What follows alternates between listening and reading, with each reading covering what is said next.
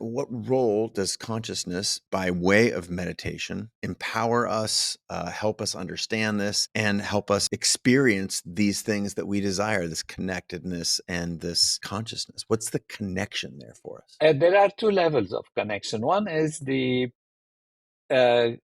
value of consciousness in terms of being conscious, being a conscious individual. I just take a simple example.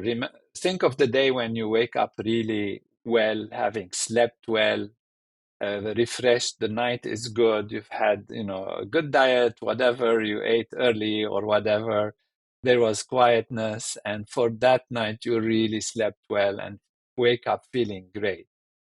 And you have clarity of thinking. Now, that day is going to be colored by that. You will feel that things work better, that there is softness, easiness, peacefulness. And even if a big problem arises, you kind of are bigger than the problem and you are able to solve it. It's really under your control. Whereas the day when you're tired, you haven't slept well, you don't feel, well, you feel or frustrated or something, and not feeling good, even a small problem overcomes you, and you look at things from a dark perspective. So what this tells us is that the quality of your awareness, the quality of your physical and mental state together, creating a certain awareness, a certain level of understanding, of feeling, of experiencing, makes a huge difference in our personal enjoyment and creativity and ability to overcome issues. So now imagine there is a technique, a system, which is in my case transcendental meditation, that systematically, without even necessarily having a long night's sleep, but systematically resets you and takes you back to your inner deep self, brings this clarity, removes the fatigue, from just a mental procedure of consciousness diving within itself rather than consciousness being on the surface level of the ocean of being, which we usually take as an analogy, as if consciousness is an ocean, and that ocean has waves on the surface, and the waves can be turbulent, can be stormy, can be quiet.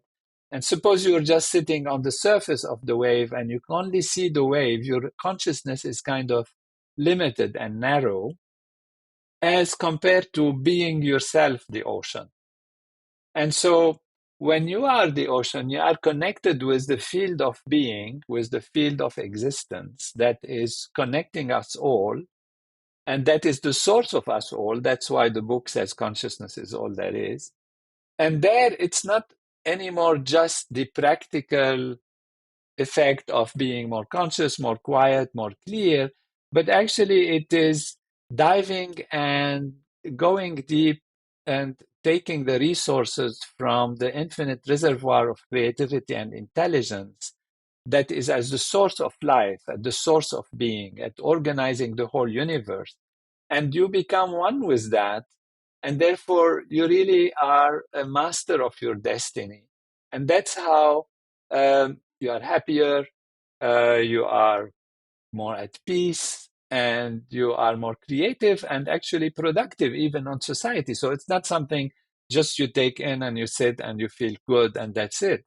It actually gives you productivity, it gives you clarity in producing things, creating things. And so on the level of achievement in society, it is better.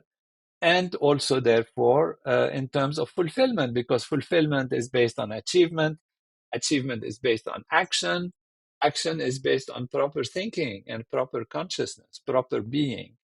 And so that's how it's all connected from a very practical aspect to a very fundamental aspect of living life, uh, being in the reservoir of intelligence and creativity that we have within us.